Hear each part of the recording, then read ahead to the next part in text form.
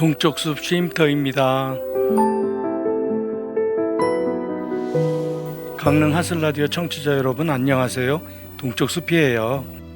20살 성인이 된 강릉 단오제가 6월 초에 막을 내렸네요. 올해는 단오가 양력으로 5월의 마지막 날인 31일이었죠. 일반적으로는 6월에 들게 되는데 올해는 조금 빨랐네요. 단오와 관련된 풍습의 배경에는 힘든 모내기를 막 마치고 곧 비가 많이 오는 장마와 이어진 격한 더위인 여름을 앞둔 때라 그간 지친 몸을 추스르고 체력을 보하는 기간이 반영되었다 할 수 있어요. 그래서 단오 선물은 부채요, 동지 선물은 책력이라 라는 말이 있는 것이겠죠. 해서 6월 동쪽숲 쉼터는 곧 다가올 장마와 태풍과 같은 기상과 기후에 대한 이야기를 하려 해요. 요즘 들어 세계 곳곳에서 이상기후 현상이 크게 발생하고 있다고 하네요. 우리나라도 영향이 있겠죠. 동쪽숲의 윤술 같은 이야기는 강릉에서 처음 겪는 물난리로 태풍 루사의 이야기예요. 강릉 하슬라디오 동쪽숲 쉼터 그 24번째 이야기를 시작합니다.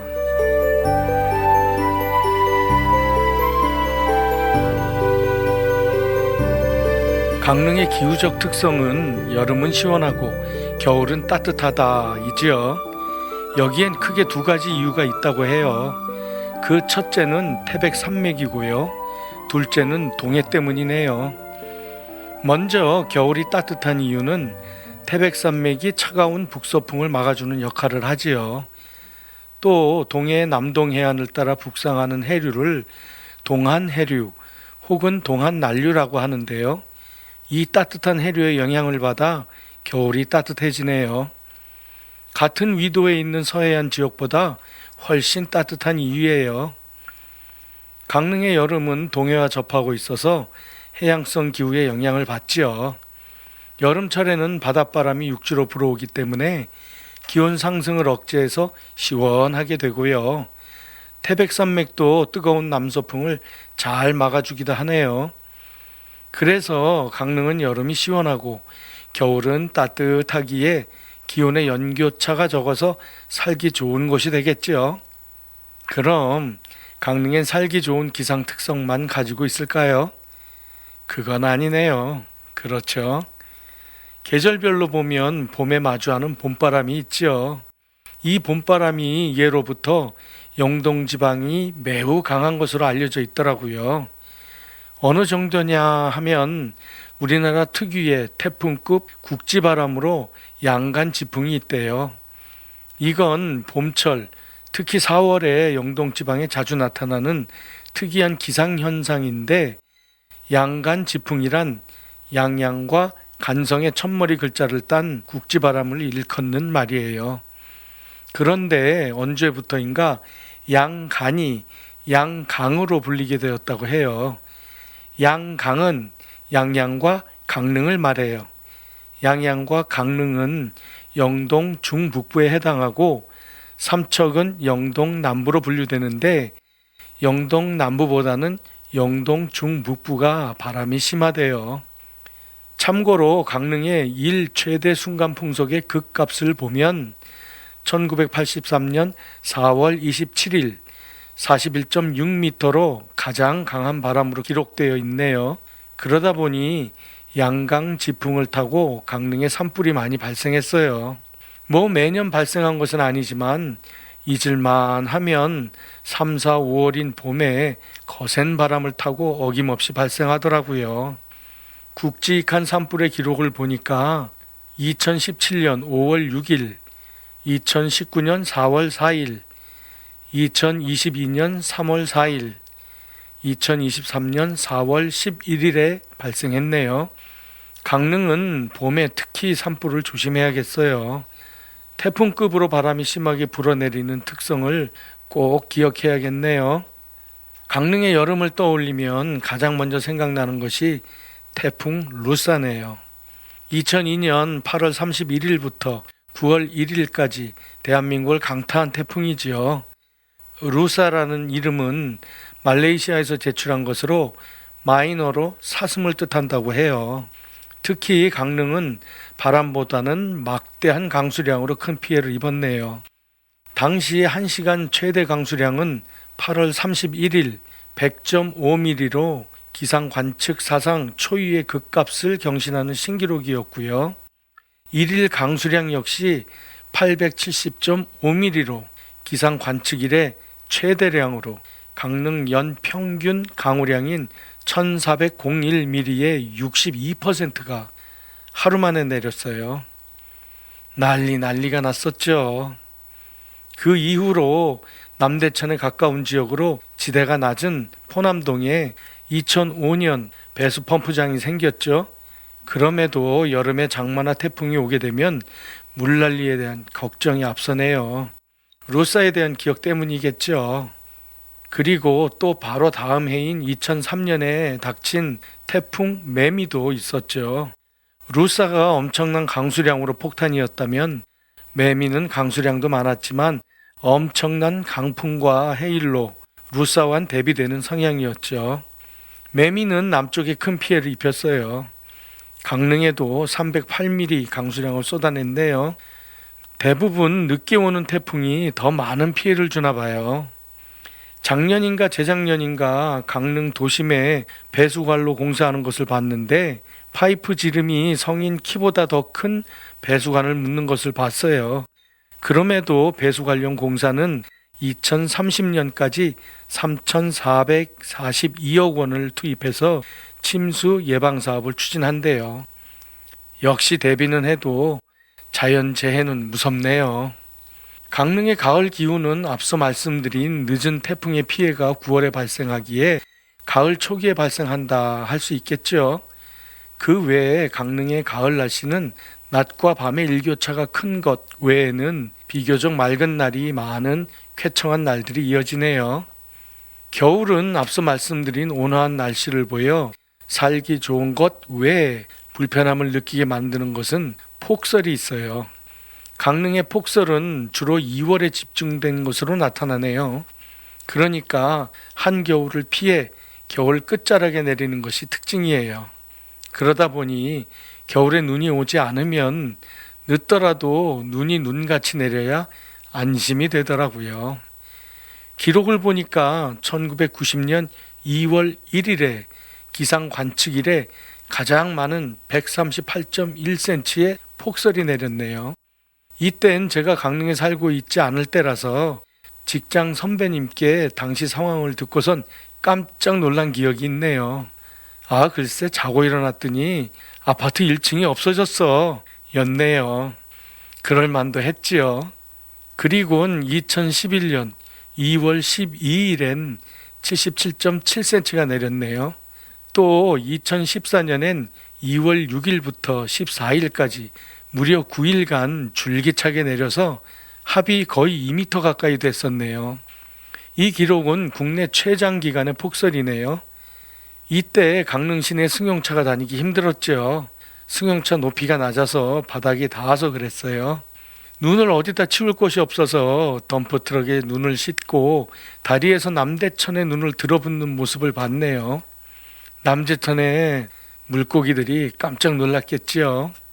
그러고 보면 강릉에 살면서 물난리도 겪어보고 폭설도 겪어보고 바람에 산불에 여러 자연재해를 겪어왔지만 그럼에도 적응하고 극복하면서 잘 살고 있네요. 제가 또 농업 관련 일을 해왔기에 기상에 대해 관심을 많이 가질 수밖에 없었거든요. 그래서 날씨와 관련된 속담도 몇 가지 생각나는 것이 있네요. 요즘 지구온난화다 뭐다 해서 과거만큼 잘 맞지 않는 것들도 있는 듯 싶지만 그래도 주변의 각종 현상들을 보고 날씨와 연관됨을 밝힌 선조의 지혜가 그대로 드러나는 듯 싶어요. 제일 먼저 생각나는 것은 소나기 삼형제네요. 제 경험에 의하면 온도가 아주 높고 습도도 높아 후덥지근할 때 소나기가 시원스레 쏴 하고 내린 것으로 기억하네요. 그런데 말이죠. 대부분 소나기는 갑자기 내리기에 우산 준비를 못해서 일단 피하잖아요. 소나기는 오래 내리지 않으니까요. 그러다 보면 얼마 지나지 않아 소나기가 마치 그치는 것처럼 빗줄기가 가늘어지거든요. 그러면 이제 그치나 보다 하곤 갈 길을 가게 되지요. 그럼 마치 그럴 줄 알고 기다렸다는 듯 또 소나기가 다시 퍼붓기 시작하거든요. 이 같은 경험 하신 분들도 많으실 거라 생각해요. 그래서 생긴 말이에요. 소나기는 3번에 나눠 내린다. 그래서 삼형제라고 해요. 그러니까 소나기를 피하셨다면 느긋하게 3번 쏟아질 때까지 기다리시는 것이 비를 맞지 않을 확률이 높아지겠죠.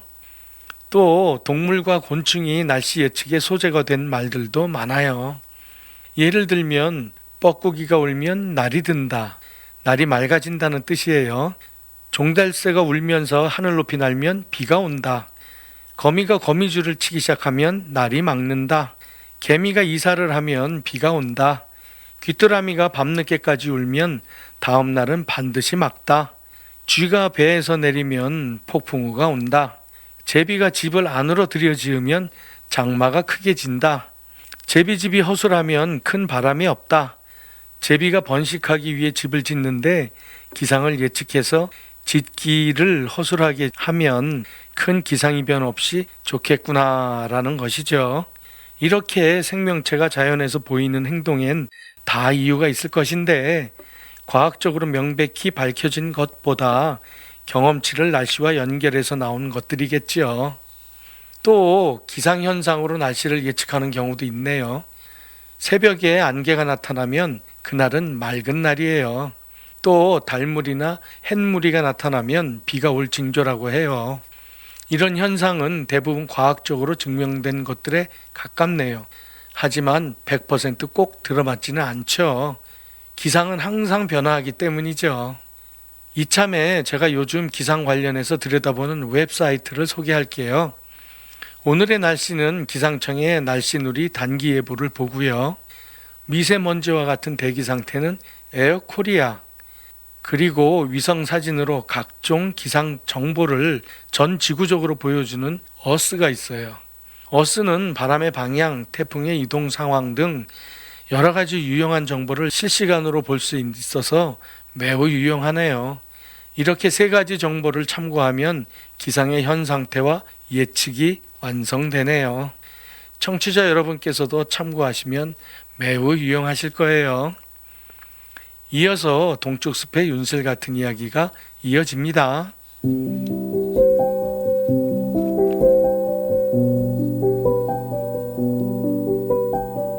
동쪽 숲의 윤슬 같은 이야기. 강릉에서 처음 겪은 물난리.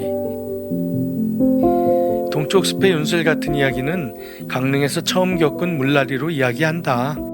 2002년 8월 31일부터 시작된 15호 태풍 루사로 인해 발생한 물난리를 겪은 이야기다. 그 당시 나는 포남동에 있는 2층 단독주택에 살고 있었다. 위치는 그때엔 동해상사가 있었고 지금은 유니클로 매장이 있는 근처다. 우리 집 앞엔 아파트 단지가 있고 대문까지는 승용차 2대가 간신히 들어갈 만한 좁은 골목이 있었다. 그리고 우리 집의 터가 앞길보다 높은 곳에 있었다. 우리 가족은 1층을 사용하고 2층엔 할아버지와 할머니 2분이 새들어 살고 계셨다. 물난리가 나기 전까지 나는 이곳이 강릉에서 가장 낮은 지역 중 하나라는 것을 전혀 알지 못했다. 이를 증명하는 것이 홍수를 대비해 설치된 배수 펌프장이 바로 이 지역에 위치하고 있다. 2002년 8월 30일로 돌아가 본다. 비가 쏟아지기 시작할 때 강릉역 앞에 있었는데 쏟아진 지 얼마 되지 않았는데도 불구하고 강릉역 앞에 맨홀 구멍으로 물기둥이 7-80cm 정도 솟구치고 있었다. 주변보다 높은 위치에 있던 강릉역에서 볼 때 낮은 지대인 길에는 이미 물이 들어차고 있었다. 아, 이거 보통 일이 아니다 라는 생각이 듦과 동시에 바로 집으로 향했다. 이때만 해도 그토록 큰 난리가 나리라고는 생각하지 않았다. 그런데 비는 줄기차게 계속 내렸다. 집 밖을 내다보니 앞길이 물이 차기 시작했고 맞은편 아파트 단지에도 물이 차기 시작했다. 그때만 해도 차가 다닐 수 있을 정도여서 큰 걱정은 하지 않았다. 그런데 웬 승용차 한 대가 우리 차 앞에 주차를 해놓은 것이 아닌가. 아, 앞에 아파트에 거주하시는 분이 아파트보다 지대가 높은 우리 집에 주차를 했나 보다 했다. 그런데 갑자기 물이 불어나기 시작했고 이땐 차를 빼기도 힘들 정도로 물이 차오르고 있었다. 더구나 누구 것인지도 모르는 차가 앞을 가로막고 있었기에 그야말로 진퇴양난이었다. 결국 그 차는 물에 완전히 잠기고 우리 차는 지붕만 드러내놓고 있었다. 완전 침수되고 말았다. 우리 집의 구조는 조그마한 반 지하 창고가 있어서 1층이 지면보다 1m 정도 높았다. 결국 물이 1m를 넘어 집으로 들어오기 시작했고 해서 모든 물건들을 바닥에서 높은 곳으로 옮기고 잠시 피할 요량으로 2층에 할아버지 할머니 내외가 계신 곳으로 올라갔다. 이때 동해 북평장에서 인연을 맺은 강아지가 있었는데 강아지는 헤엄을 쳐서 2층으로 같이 올라갔다. 당시엔 1층에 물 들어온 것은 어쩔 수 없는 상태로 받아들여 복구할 생각을 하고 아주 큰 걱정 없이 2층으로 올라갔다. 그렇게 할아버지 할머니 내외와 저녁 겸 소주에 삼겹살을 안주로 해서 이야기를 나누며 MBC TV를 보고 있었다. 이 물난리 속에서 전기가 끊기지 않고 TV 방송이 정상적으로 나오는 것이 신기하다고 생각했다. 그런데 갑자기 자막으로 송출되는 메시지를 보곤 심각해졌다. 자막 내용이 지금 오봉댐이 넘치기 시작했다는 것이다. 해서 댐 붕괴를 우려해 어느 지역은 아파트 몇 층까지, 어느 지역은 몇 층까지 피하라고 안내하는 것이 아닌가. 더불어 물에 잠긴 지역은 높은 곳으로 대피하라는 것이다. 아, 이거 큰일 났네. 그러면서 대피소로 종합운동장 내에 있던 실내 체육관이 지정되었단다. 결국 집에서 탈출하기로 의견을 모으고 할아버지와 할머님을 모시고 집을 나서게 되었다. 강아지는 2층에 그냥 두고 가기로 했다. 그때 1층을 보니 내 발목까지 물이 들어차고 있었다. 종합운동장 체육관까지 가려고 큰 길에 들어섰는데 반팔 티 주머니에 넣어둔 전화기가 젖었다. 그러니까 내 키에 가슴팍까지 물이 차올랐다는 얘기다. 이때 이곳이 지대가 났다는 걸 비로소 알게 되었다. 주변엔 UDT나 해병대로 보이는 분들이 고무보트를 머리에 이고 돌아다니고 있었다. 경찰서를 지나 언덕으로 접어들면서 비로소 완전히 물속에서 나왔고 체육관에 무사히 도착했다. 옷은 몽땅 젖었고 피난 오는 분들이 체육관에 많이 계셨다. 체육관 바닥에 두루누워 봤는데 영 불편하고 또 추웠다. 옷이 젖어서 모두 한기를 느끼고 있는 듯 싶었다. 결국 여러분들이 체육관 관리자에게 난방을 해달라고 부탁을 했는데 글쎄 예산이 배정되지 않아서 난방을 할 수 없다는 것이 아닌가. 뭔 이런 경우가 다 있나 싶었다. 자연재해를 당해 다수의 강릉 시민이 대피를 하고 추워서 떨고 있는 마당에 예산이 없어 난방을 할 수 없다니. 그분이 대답을 잘못하셨다. 결론은 난방이 되기 시작했고 금방 한기는 사라졌다. 하지만 언제 끝날지 모르는 상황에 만감이 교차하고 심란했다. 드러누워 있기에 바닥이 차고 갈아입을 옷도 없고 그렇게 얼마나 지났을까 밖으로 나와 봤는데 드디어 빗줄기가 가늘어지고 그치고 있었다. 그리고 이젠 집으로 돌아가셔도 된다는 안내를 받은 것은 그로부터 얼마의 시간이 지난 후였다. 23년 전 기억이기에 세세한 것은 기억하지 못하고 굵직한 것만 기억에 남아있다. 그리고 불편했던 기억은 물이 단수가 되어 화장실 물 등 물을 잘 쓰지 못했던 것과 집을 청소하느라 애썼던 것 등이 있다. 그리고 도움을 받았던 감사한 기억도 남아있다. 생전 처음 적십자에서 지급받은 구호 물품과 옥천동 천주교회에서 주신 격려금, 아직 식수 수준의 깨끗한 물이 공급되기 전에 포남동에 있는 목욕탕 귀빈장에서 지하수를 무제한 공급해 주셔서 맑은 물을 가져다 쓸 수 있도록 배려해 주신 것 등등 정말 감사했다. 그런데 귀빈장이 작년에 폐업을 했다. 목욕하러 자주 들렀는데 늘 감사한 마음을 가지고 있었다. 그리고 청소하고 버리고 정리하는데 큰 힘이 된 당시 고등학생인 두 아들이 있다. 정리하느라 생긴 뿌연 먼지가 한동안 강릉을 덮고 있었다.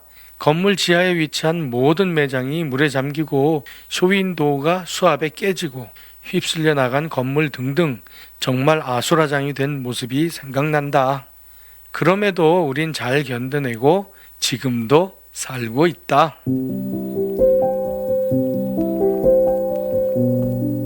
루사가 강릉을 빗속에 푹 담그고 지나간 후 상당 기간 동안 그 흔적을 볼 수 있었네요. 고령지 농업연구소 강릉 송정 포장에도 물이 들어차 만들어 놓은 눈금이 벽을 돌아가며 새겨져 있어서 루사의 기억을 소환하는 데 부족함이 없었네요. 비단 이곳뿐 아니라 다른 곳도 어디든지 눈금이 어김없이 새겨져 물난리를 기억나게 했네요. 그리고 태풍 루사는 엄청난 피해를 입혔기에 루사라는 이름은 영구히 폐기되었어요. 태풍의 이름은 이처럼 많은 피해가 생기면 그 이름을 폐기하고 다른 이름으로 대체해요. 새 이름은 누리네요. 마치 우리나라 이름 같은데 사실은 말레이시아 말로 앵무새란 뜻이래요. 오늘은 6월 장마를 앞두고 강릉의 기상 특성을 살펴봤네요. 요즘 이산화탄소에 의한 온실 효과와 같은 환경 오염원의 증가로 지구의 기상 변화가 우려할 만할 정도로 다가오네요. 지구의 6번째 대멸종이 시작되었다는 과학자들의 분석이 있어요. 바로 인간에 의해 발생한 기후변화, 서식지 파괴, 오염, 과도한 자원 개발 등이 원인이에요. 그리고 대멸종은 일단 시작이 되면 결코 멈출 수는 없고 단지 지연시킬 수 있을 뿐이래요. 이것이 현실화되어 인류가 파국을 맞이하지 않도록 환경 보존을 위해 각고의 노력이 필요하네요.